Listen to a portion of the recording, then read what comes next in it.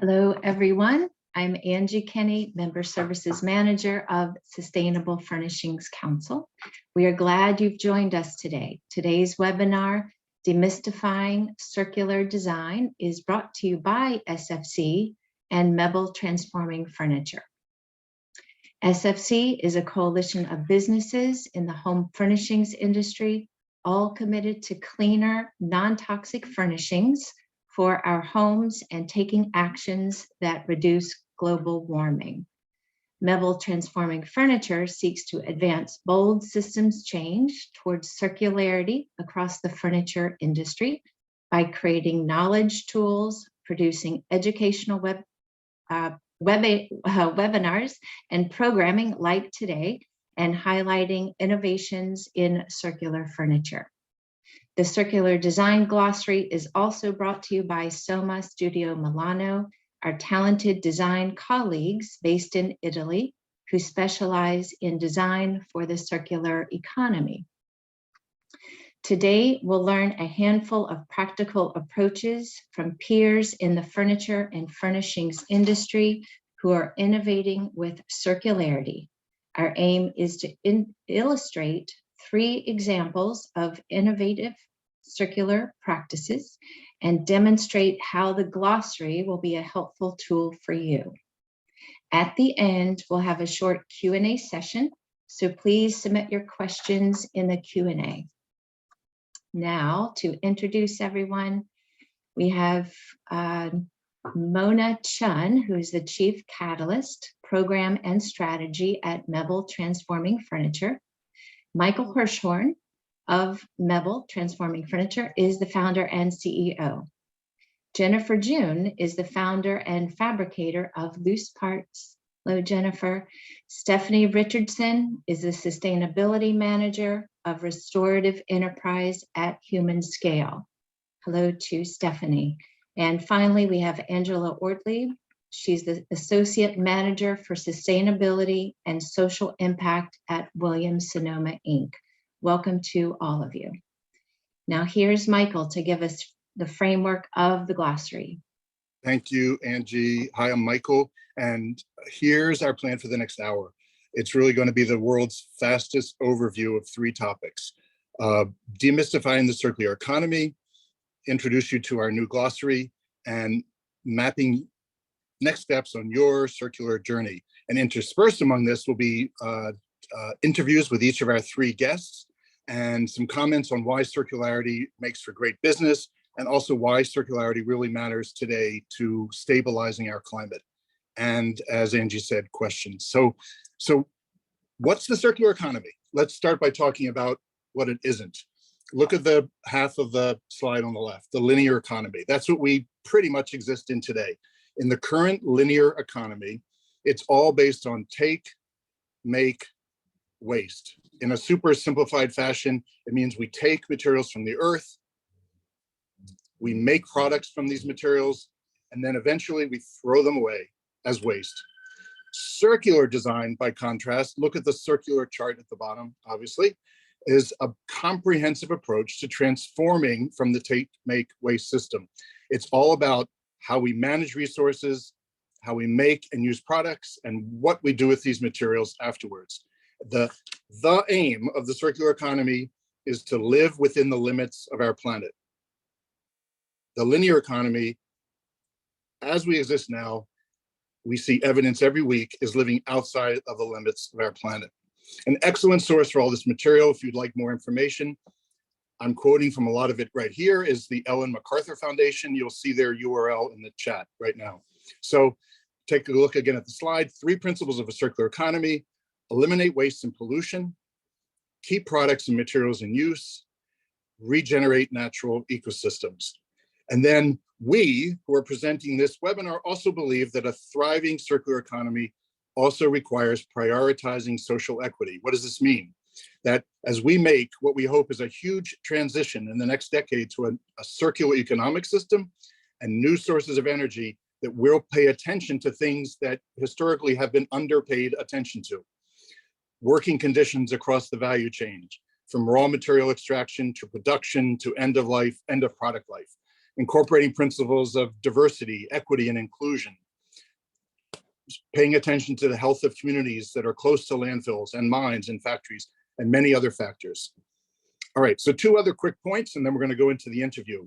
One is that another essential principle of circularity is that it's all about design. It's 80% design. It means that while, of course, today's webinar is about helping you take a next step from wherever you are, that circularity at its best is not an add-on. Rather, it's part of the design from day one. So for example, if a piece of furniture is built of wood and reclaiming is the circular plan way down the line, then taking this into account in the design phase, questions of use of adhesives, should we use adhesive, and or which adhesives that facilitate and don't impede reclaiming down the line is critical to consider from step 1, not many years later.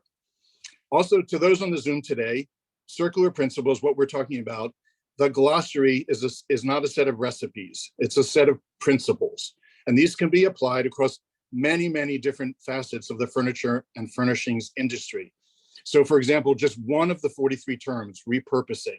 This might describe how a table manufacturer originally sources materials, or it might describe B, how a furniture retailer begins to extend their responsibility to what happens to a set of dining chairs following their useful life to the original customer, or it might have described C, what an interior designer recommends, or what an interior designer decides to do with those mountains of fabric samples at the end of the year, or how a sofa wholesaler or distributor operates their websites. That each term can apply to many, many different facets of the entire furniture and furnishings industry. We have this amazing new glossary. We'll talk about it a little later, and it's helped build understanding of about 43 terms, design concepts. But let's get started. Dive into our first interview. Angie and Jennifer, take it away. Jennifer, hello, how are you today? I'm well, thanks. Hi. Great. Michael talked about the design choices. And in the introduction of the Circular Design Glossary, it states that design choices are responsible for 80% of the environmental impact of products, systems, and services. And that, again, according to Ellen MacArthur Foundation, loose parts is included under the design for disassembly entry. Did you know this term when you started working on your furniture designs? And did you realize how impactful your design choices would be? Yes, absolutely. When I was thinking about our interior spaces and furniture, I really wanted to design a system of parts that could come together, be assembled and disassembled and reassembled. And even like the name itself, loose parts, comes from this theory of loose parts by Simon Nicholson, an architect who wrote in the 70s that the degree of inventiveness and creativity is directly proportional to the amount of variables or loose parts in a given environment. And so when thinking as a designer and wanting to enable the users of my furniture as much creative freedom in how they design and arrange their spaces, I wanted to design a system of parts that could enable that. And is design for disassembly the same as design for assembly? Oh, that's interesting. I mean, I would say those are sort of linked to me. Yeah, I think as at least for loose parts, it is designed for disassembly because it really is because of the idea that it is a system of parts. The furniture is designed using kind of universal sizes and rails. So you can purchase a daybed, for example, and those same lengths can be disassembled and reassembled into a bookshelf that can be disassembled, reassembled into a table. So that sort of circularity is built into just even the kind of fundamentals of the system. Okay. How did the idea of designing and manufacturing furniture come to you, like the origin of the business? And did you see a hole in the market, or did you start out making furniture for yourself? Well, I would say that like kind of the nascent stages of Loose Parts came out of my graduate work at Parsons School of Design. I was interested in urban interiors and how people can create space using sort of found objects. So I was really interested in kind of chess players bringing egg crates and old signs and making tables and chairs, and just the inventiveness and the kind of natural inclination that we have of looking at an object and seeing kind of multiple personalities within it. And so I took that same idea and wanted to bring it inside into the home. And it seemed very natural. I mean, even just how like we repurpose furniture that's sold a certain way to us in many other uses, using kind of a dining room chair as a bedside table, for example, or your coffee table as a place to eat around with friends. And so this seemed like a kind of natural way that we connect with our furniture, and yet furniture designers rarely offer pieces that have that kind of multiplicity in their identity. And so that was really the driving force, was looking at how we use our spaces and designing furniture to meet that need. Mm-hmm. And Loose Parts has been in business for just 3 years, right?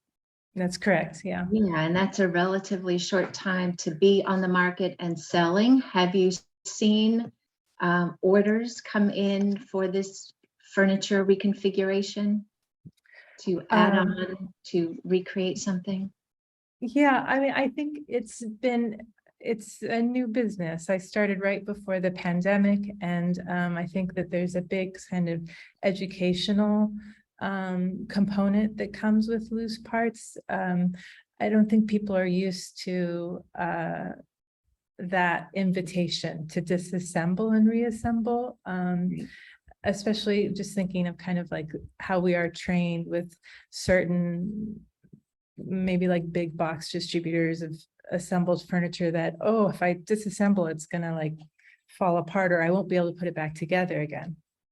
Right. I would say though that I do work with a lot of interior designers that are sort of thinking about their clients' future needs. So for example, kids' bedrooms is a great example where I've sold shelving that's going to, that with the thought that as this child grows, that shelving can be disassembled and reassembled into a desk to study at, some, parts that they can take with them throughout their, college or, single life. Mm-hmm. It's mobile. Yeah, it's mobile. Yeah, it's great, as we are. As a retail business, Loose Parts was scored on the Wood Furniture Scorecard. And for those of you who don't know, that's an initiative of Sustainable Furnishings Council. Loose Parts scored a high score, so congratulations on that. And it does award points based on a retailer's wood sourcing policy and what types of wood is used in the furniture they sell. And Loose Parts offers a reclaimed wood option. Would you describe how reclaimed wood is a circular material and part of the circular economy? Sure. I guess that you see a lot of kind of designers working with reclaimed material.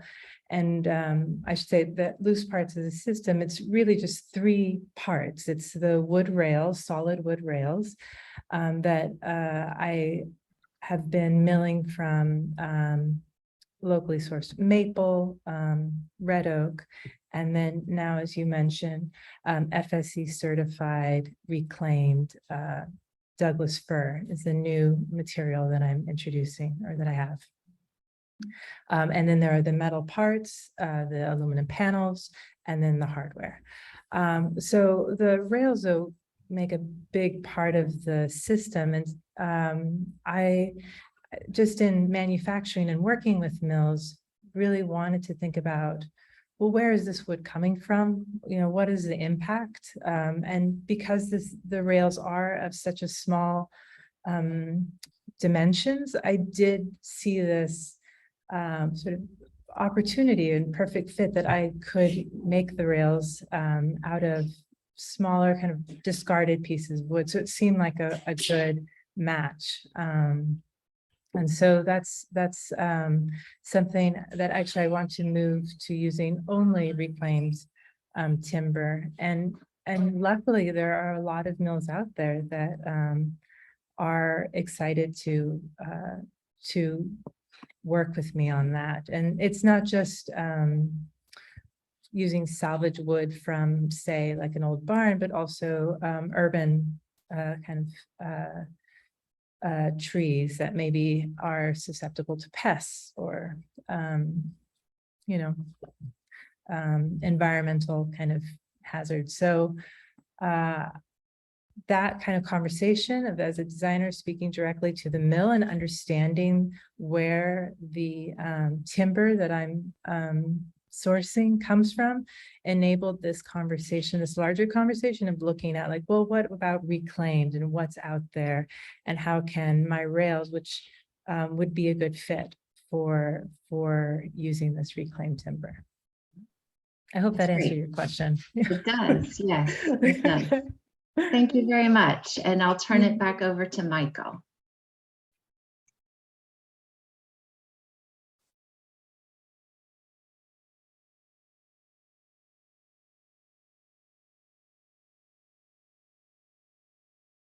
Michael, you're muted.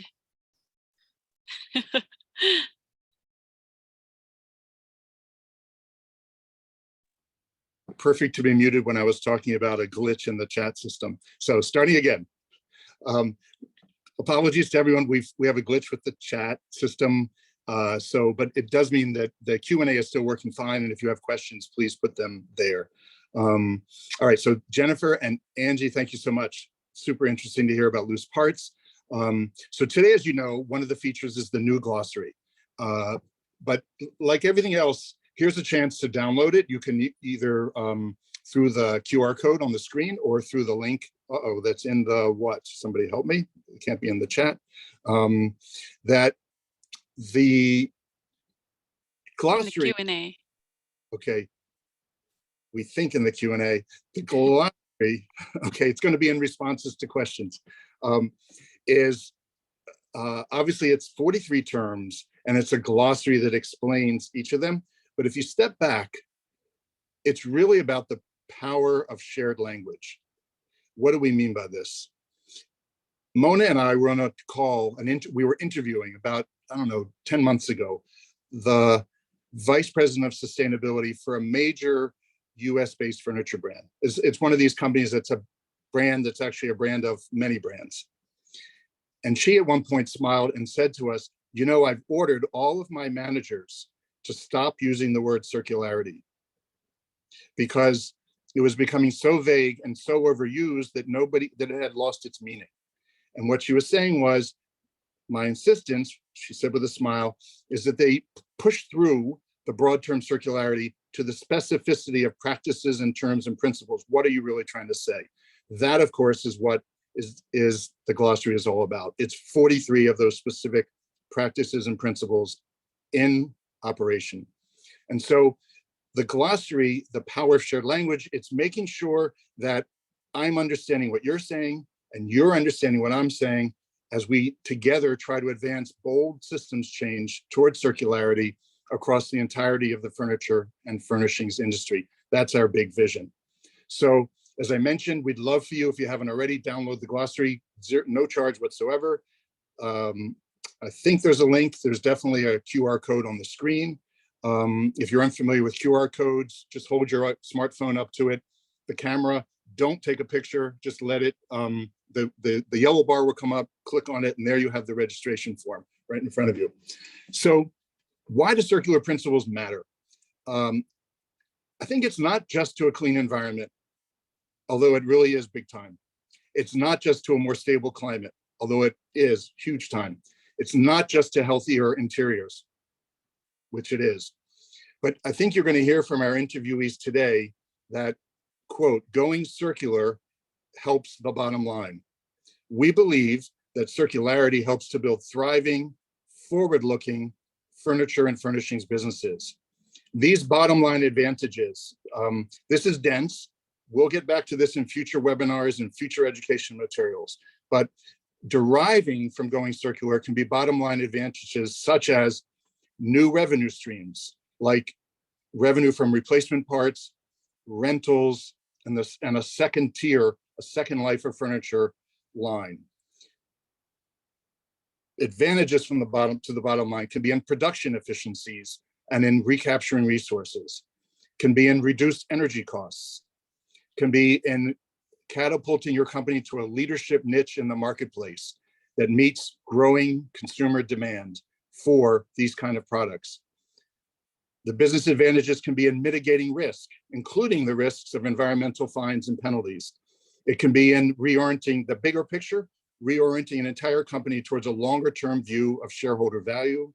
And circularity can even be good for business through improved employee morale and retention, because people feel engaged in this broader mission about the products, the services, and a bigger picture of our world.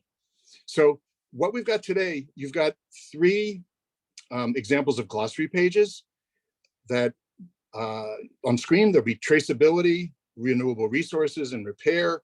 Our guests are diving into another three glossary terms: designed for disassembly, fair trade, and recycling. And then there are 37 other terms. Really simply, here's examples are on the screen. Every term has, on the left side, the first column is a definition. What does this principle of circularity mean in plain English? The right side is an example from one company that's innovating with this practice, and the photo captures a glimpse of that practice. The idea is that we'd love for you to think about these, absorb what you're hearing today, and think about what's the next step that you might take, whether it's your first step or your 41st step in a circular journey for you, for your practice and your company. Over to Mona and Angela.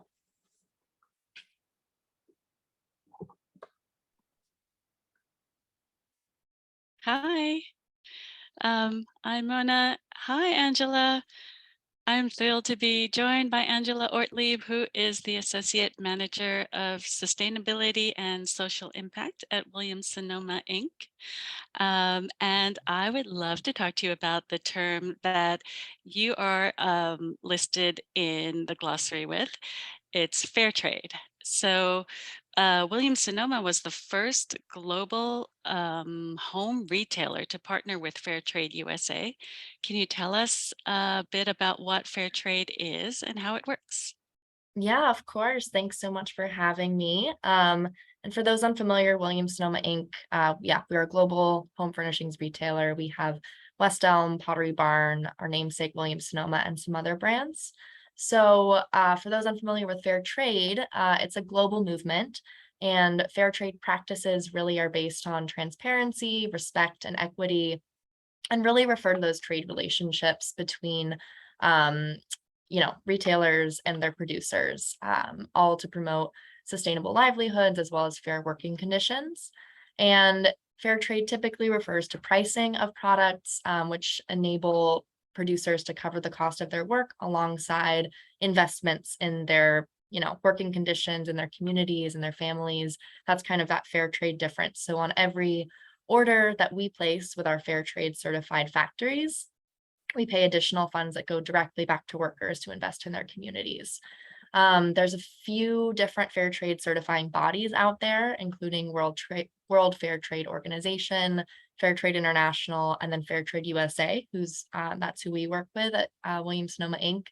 And a lot of people associate fair trade with food, coffee and tea and chocolate, which are all really important. But at Williams-Sonoma, we also look at our factory program. So we do have some fair trade certified coffee, but that's kind of a different program.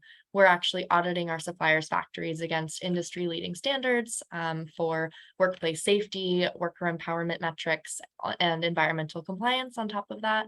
And then there's that additional fund that we pay into. So that's fair trade in a nutshell.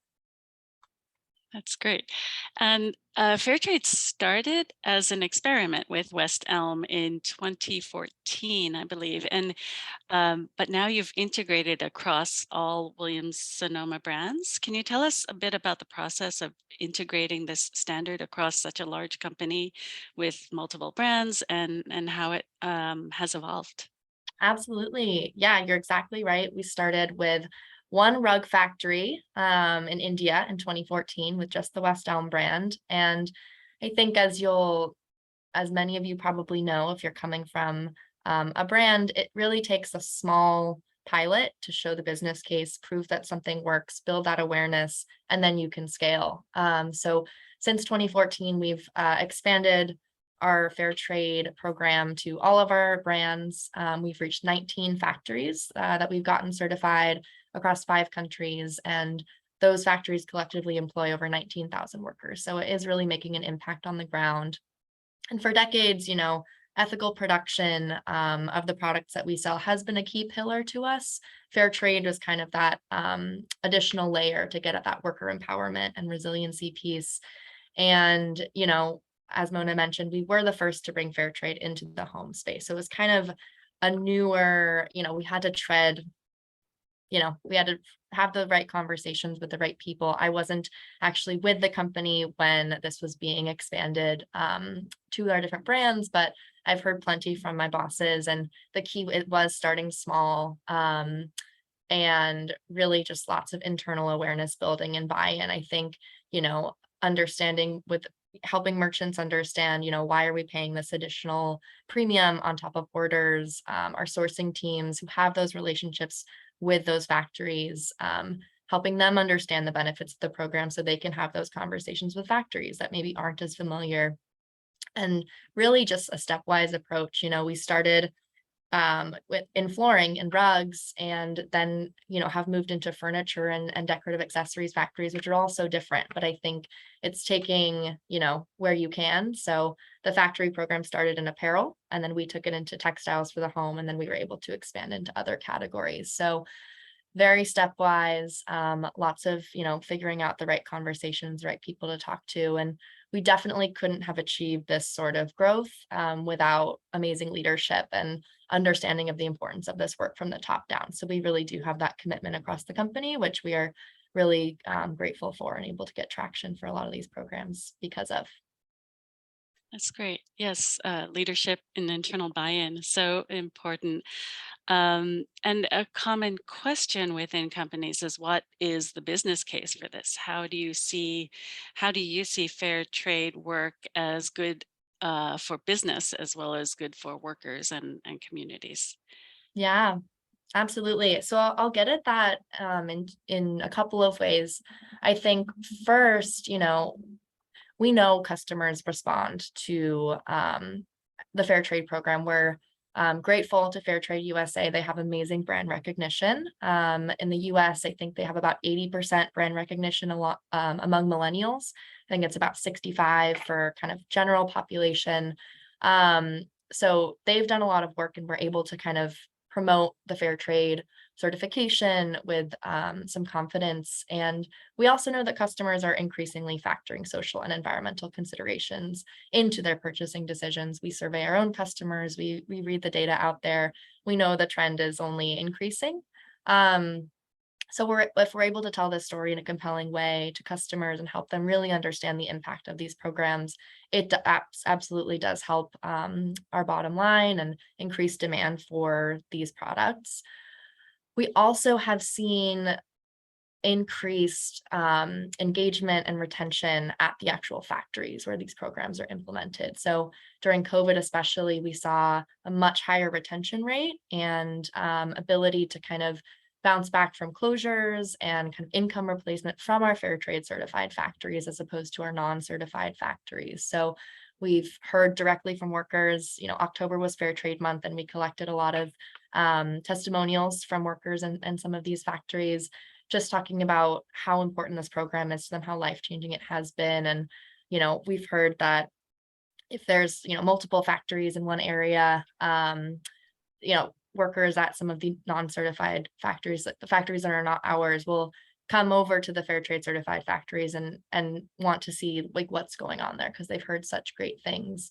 So it really is, retention obviously helps with quality, business continuity, and so many other tangibles and intangibles. So especially as we kind of look at disruptions that, from pandemics, from climate change, having some of these programs that, are both arming business to be more resilient as well as the actual workers. So they're using premiums for, COVID testing and income replacement and some of these other kind of things that just help them in their day-to-day lives. So we see it good for business, both, at the producer level for us selling through to customers. And then here I see you have our impact report, some highlights. Obviously, we're all communicating this work to our investor communities now too. So fair trade is an increasing, certification that people are looking for these days.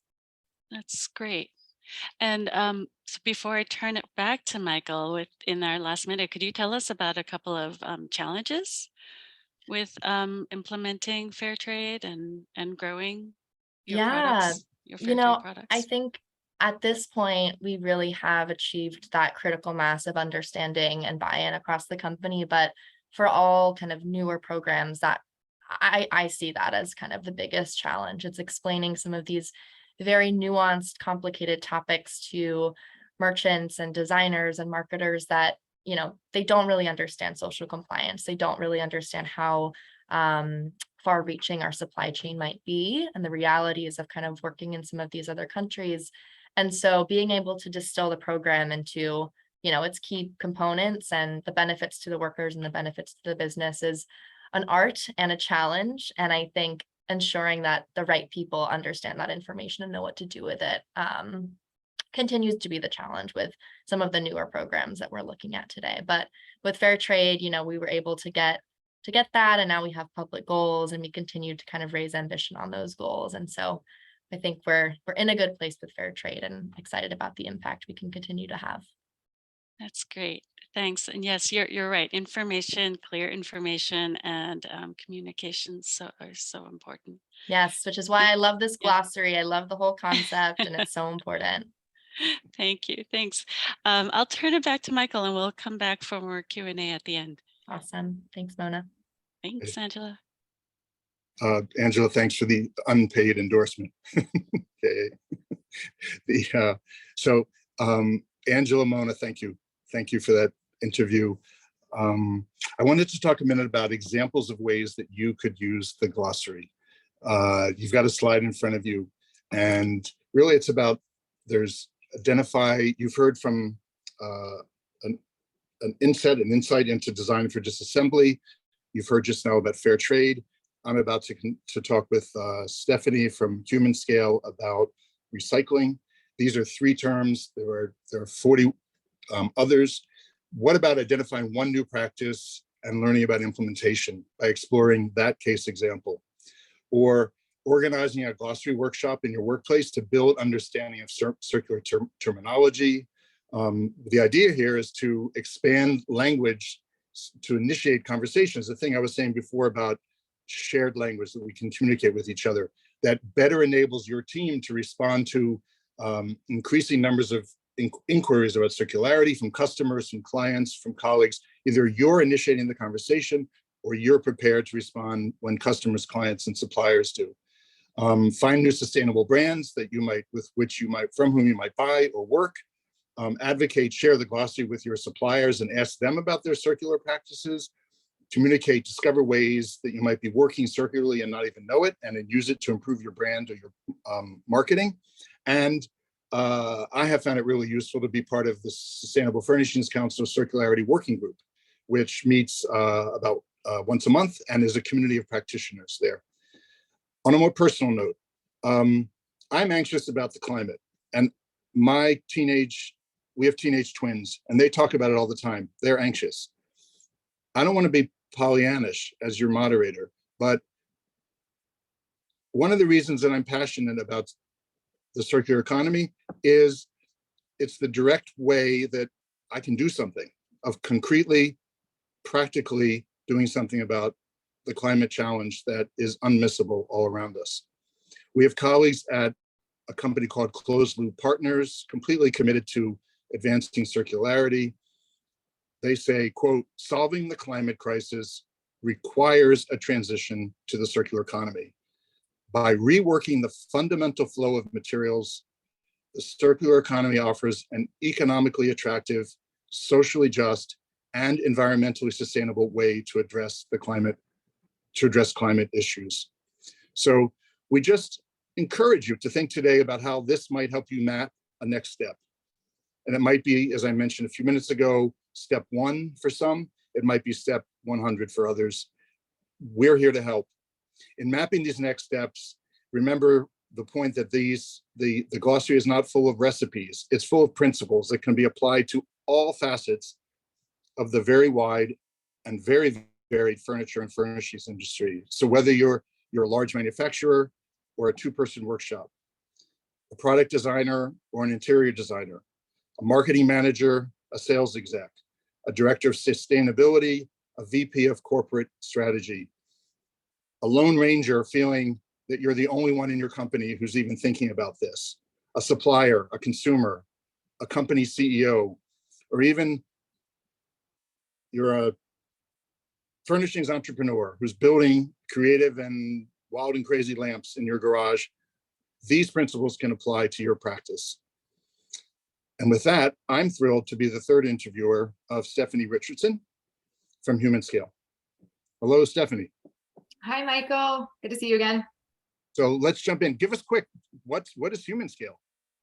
Yeah, so at Humanscale, we manufacture ergonomic office furniture that helps the everyday user to keep their body in a healthy position, to encourage movement, and we try to do that as sustainably as possible. So in the glossary, your term, Humanscale, exemplifies the term recycling. And it's kind of interesting because you happen to illustrate one of the few glossary terms that's somewhat already in everyday usage. But somehow I have a suspicion that Humanscale defines recycling in a different way than I might casually use it around the house. How does it differ? How do you define recycling? How is it different from everyday usage?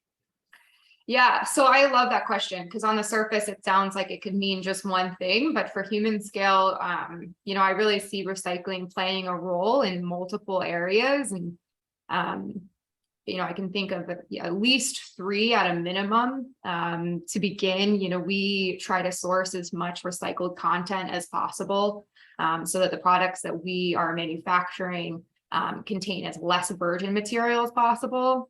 So looking at the inputs, we're really trying to use recycled materials there.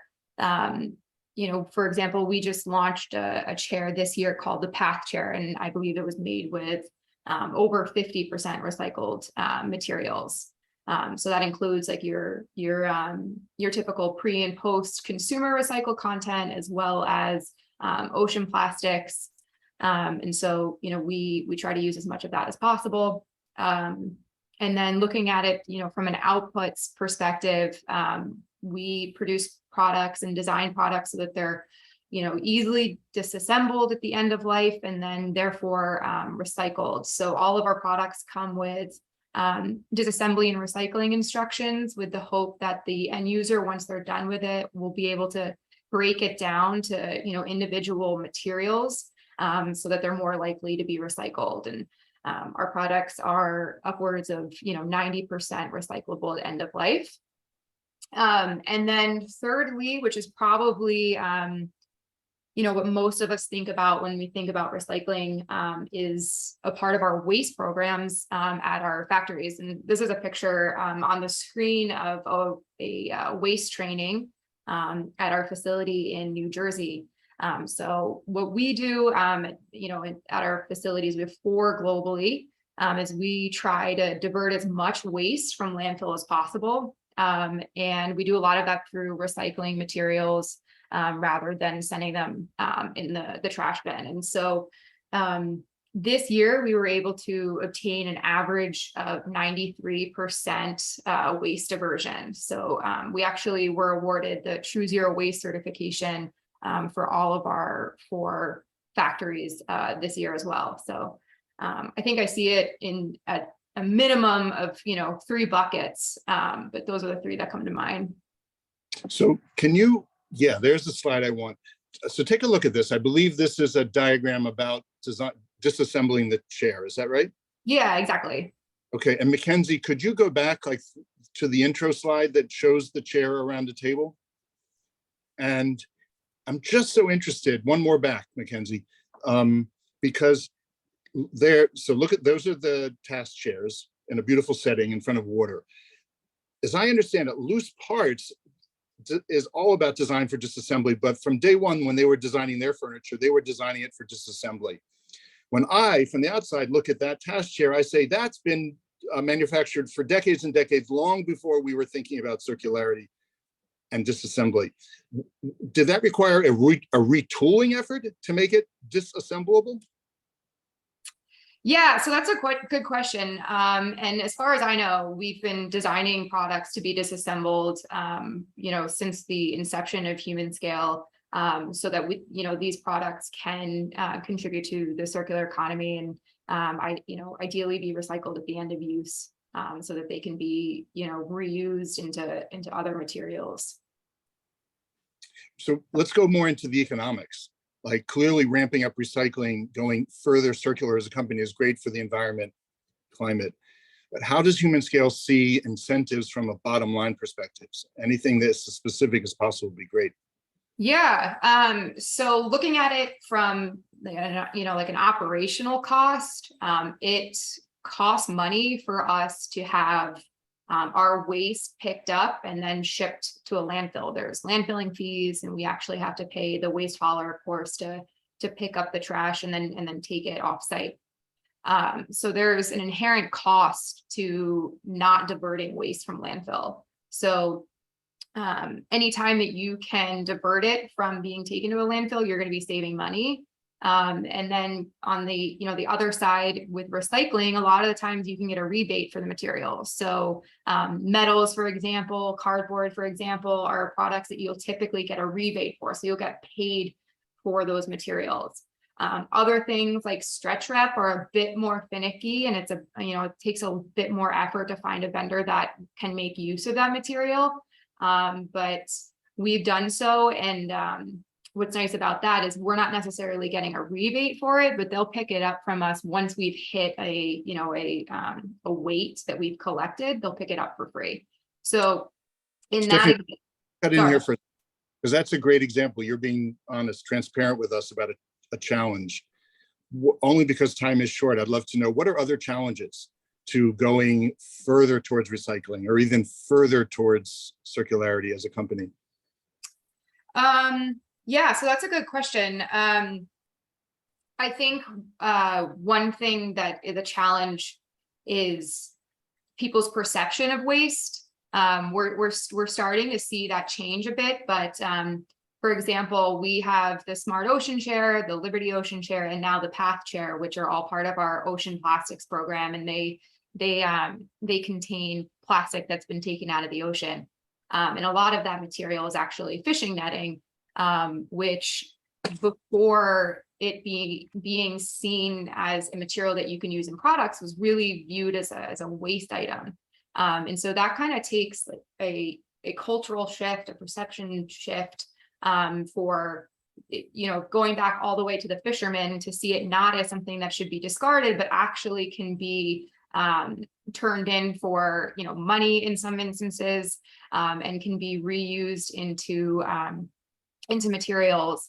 When we first started working on the Smart Ocean Chair, we actually had a little bit of a hiccup when we were trying to import the material from Chile, because it was labeled waste, it got stopped at customs.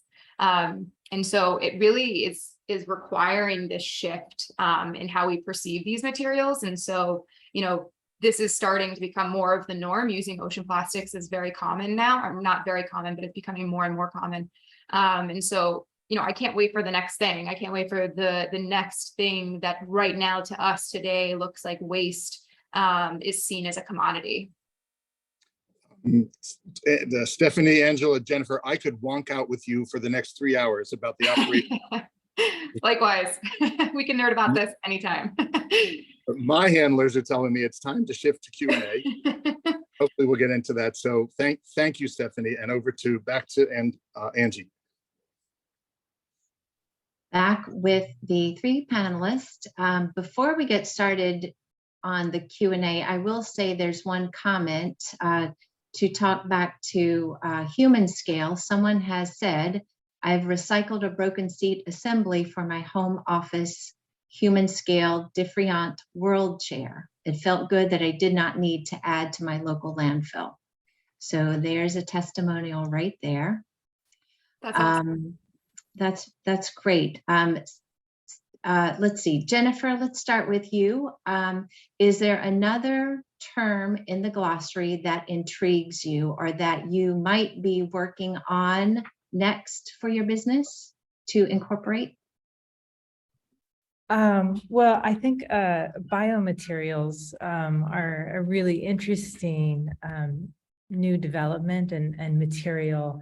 And like Stephanie's mentioning, it's so exciting to think about like these kind of ways of using these new materials and the possibilities within them. And I'm looking at mycelium as a really exciting material that can be tooled and could be incorporated into loose parts for seating or panels. And that's just, again, sort of in line with this idea of a material that can be decomposed and broken down and stay within the circular loop. Thank you. Angela, how about you? Is there another term in the glossary that you in Williams-Sonoma Group are starting to work on or down the pipeline, or a goal you've already reached?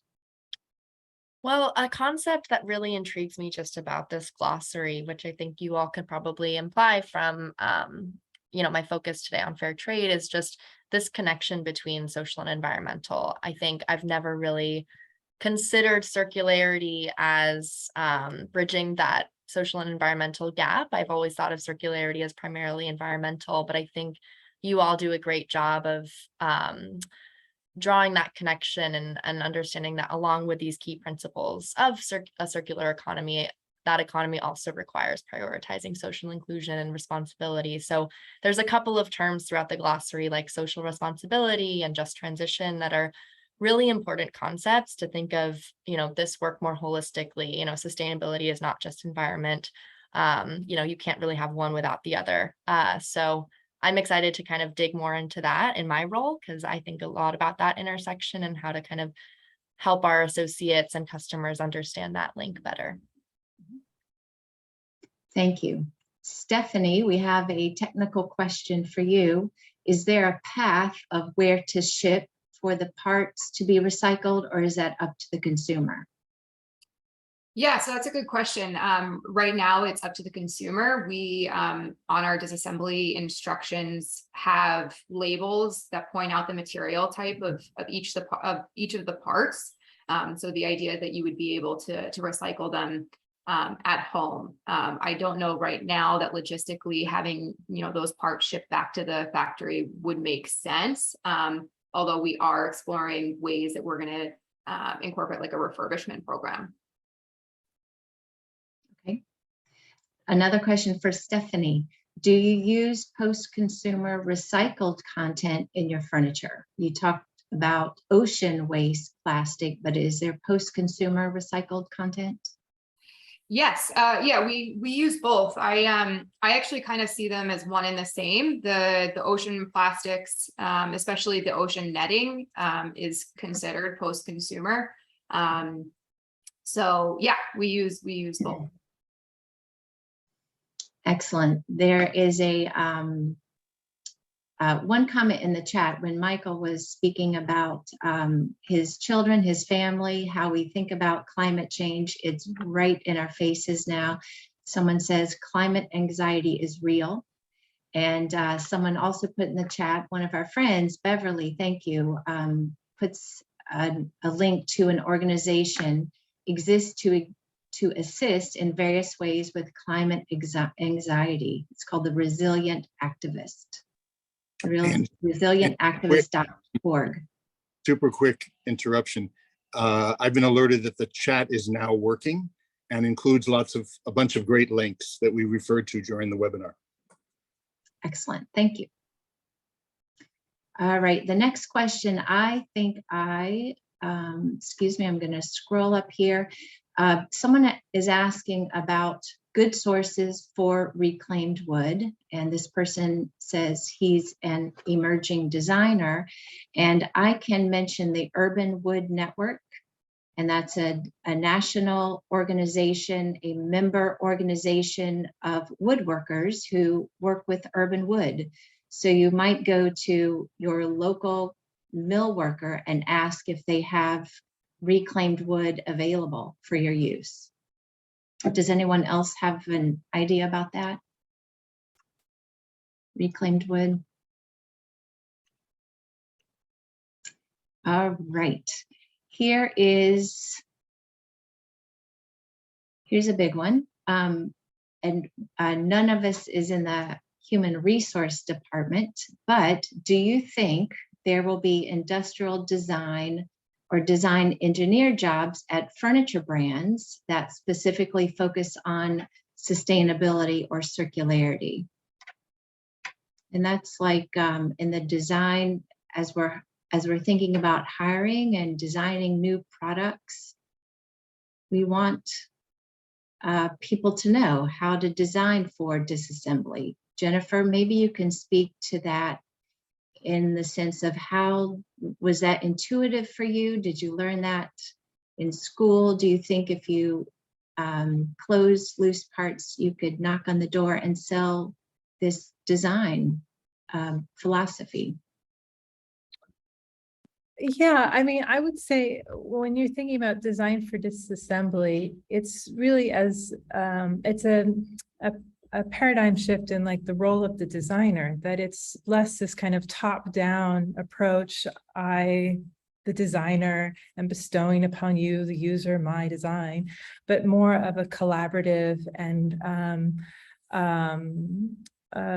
kind of open conversation. And so, and really like an empathetic position as a designer to really imagine and think about the lifespan of that product as it leaves your drafting table and goes into the world, and not just sort of like, you know, how it will look in someone's living room, but how that furniture piece will be lived with, how it will be kicked and drawn on and moved, and just really thinking long-term about the life of that product, and to think about the user and what their needs would be. So yeah, I think it's just more of a design approach rather than more than anything. Another question in the chat, does the glossary touch on non-toxic furniture? And I have jotted down a few definitions that you will find in the glossary once you download it. We talk about non-toxic inputs, and that is in regard to textiles. There's a term for vegan design, cradle to cradle, and cradle to cradle has one aspect of a product being clean enough to return to the soil or go back to industry. So that's about having being non-toxic, and the words compostable and biodegradable. So I think those will give you ideas about non-toxic furniture. Stephanie, could you perhaps touch on that as far as non-toxic, in the sense of you're reusing, you have recycled plastic that I'll let you speak to that without going on. Yeah, sure. So I think one of the things that Humanscale might be most well known for actually is our efforts to remove toxins from our ingredients. From our products, excuse me. We were sort of pioneers in the industry in that realm. It's very difficult to figure out exactly what's in your, what the ingredient makeup of your products are, because you have to go up the supply chain, 2 or 3 tiers sometimes, depending on what types of products you're making. And, sometimes suppliers don't want to share that information with you. So it takes a lot of work.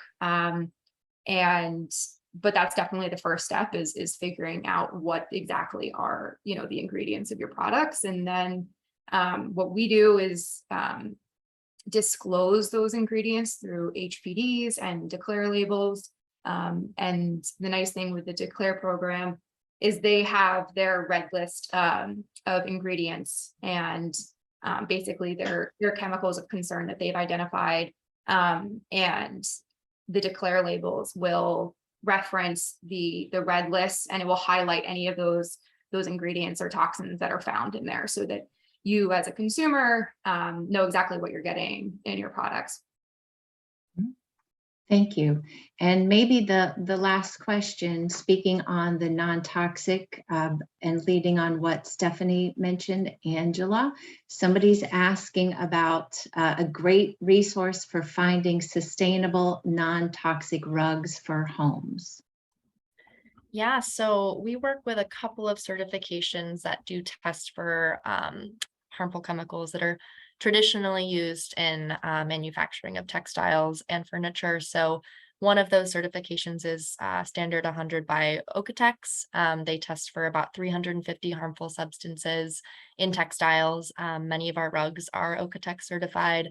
And then GreenGuard has GreenGuard and GreenGuard Gold that screens finished furniture products for about 10,000 harmful chemicals. So you do have to kind of look around, what are the major certifications, and Stephanie mentioned Declare as in that space. So there is a lot out there that's kind of doing some of this testing. And then I know in certain markets there are higher regulations for what chemicals can and can't be used, like California I know has pretty high standards for that. So there's lots of information out there if you dig. Unfortunately, there's not like one non-toxic certification. But I think a lot of big brands are using some of these reputable certifications, which is great and kind of opens up the choices. Excellent. Thank you so much, everyone. I'll turn it over to Mona now, but first I will say one comment or question in the chat was about sustainability reports, and I know both Humanscale and Williams-Sonoma Inc.'s sustainability reports are on their websites. It's public knowledge, in the public domain. So thank you. Mona? Unmute, Mona. Sorry, thanks. Thanks, Angie. Thanks, everyone. That hour went fast. We've put a link in the chat to a feedback form, so please take 1 or 2 minutes to fill it out and help us continue to improve our content. I wanted to thank Angela and Jennifer and Stephanie for your inspiration, and our partner on the glossary and this webinar, Sustainable Furnishings Council. And I want to do a shout out to Susan Inglis, who was the founder of SFC. She was on the editorial team. And our thanks to our glossary collaborators, Soma Studio Milano, our colleagues, Mackenzie and Simonil, who are behind the scenes, and all of you for joining us. I wanted to make one more note about the glossary, that it's entirely unsponsored. Editors made decisions independently as to what companies we should include as examples, and we look forward to meeting hundreds of other great circular companies. So be in touch. If we didn't get a chance to answer your question, please contact us. We'd love to be in touch. And if you haven't already, please download the glossary, tell everyone about it, give us feedback, keep in touch, and we hope you use it to take action for our climate, people, and planet. Thanks for joining us. Thank you. Thanks, everyone. Thank you so much. Have a great rest of your day.